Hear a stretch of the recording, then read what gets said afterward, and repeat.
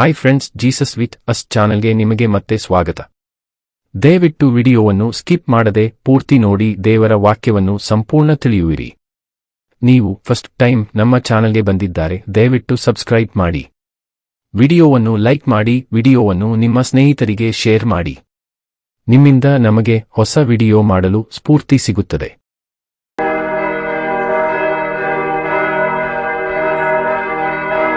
ಕೀರ್ತನೆಗಳು ಅಧ್ಯಾಯ 123. ಬಾಧಿಸಲ್ಪಟ್ಟವನ ನಿರೀಕ್ಷೆ. ಯಾತ್ರಾಗೀತ. ಪರಲೋಕದಲ್ಲಿ ಆಸೀನನಾಗಿರುವಾತನೇ, ನನ್ನ ಕಣ್ಣುಗಳನ್ನು ನಿನ್ನ ಕಡೆಗೆ ಎತ್ತಿದ್ದೇನೆ. ಯಜಮಾನನ ಕೈಯನ್ನು ದಾಸನ ಕಣ್ಣುಗಳು, ಯಜಮಾನಿಯ ಕೈಯನ್ನು ದಾಸಿಯ ಕಣ್ಣುಗಳು ನೋಡುವ ಪ್ರಕಾರವೇ ನಮ್ಮ ಕಣ್ಣುಗಳು ನಮ್ಮ ಯೆಹೋವ ದೇವರನ್ನು ನೋಡುತ್ತಾ ಆತನ ಕಟಾಕ್ಷವನ್ನು ನಿರೀಕ್ಷಿಸಿಕೊಂಡಿವೆ. ಯೆಹೋವನೇ, ನಮ್ಮನ್ನು ಕಟಾಕ್ಷಿಸು, ಕಟಾಕ್ಷಿಸು. ಅಪಮಾನ ಹೊಂದಿ ಹೊಂದಿ ನಮಗೆ ಸಾಕಾಯಿತು. ಲೋಕಭೋಗಿಗಳ ಹಾಸ್ಯದಿಂದಲೂ ಗರ್ವಿಷ್ಠರ ನಿಂದೆಯಿಂದಲೂ ನಮ್ಮ ಮನಸ್ಸು ಬೇಸತ್ತು ಹೋಯಿತು.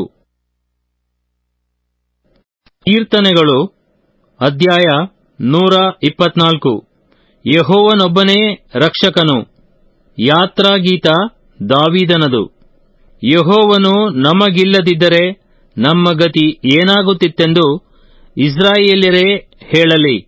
ನರರು ನಮಗೆ ವಿರೋಧವಾಗಿ ಎದ್ದಾಗ ಯೆಹೋವನು ನಮಗಿಲ್ಲದಿದ್ದರೆ ನಿಶ್ಚಯವಾಗಿ ಅವರು ಕೋಪದಿಂದ ಉರಿಗೊಂಡು ನಮ್ಮನ್ನು ಜೀವಸಹಿತ ನುಂಗಿಬಿಡುತ್ತಿದ್ದರು. ನಿಶ್ಚಯವಾಗಿ ಪ್ರವಾಹವು ನಮ್ಮನ್ನು ಬಡುಕೊಂಡು ಹೋಗುತ್ತಿತ್ತು, ನದಿಯು ನಮ್ಮನ್ನು ಮುಳುಗಿಸುತ್ತಿತ್ತು.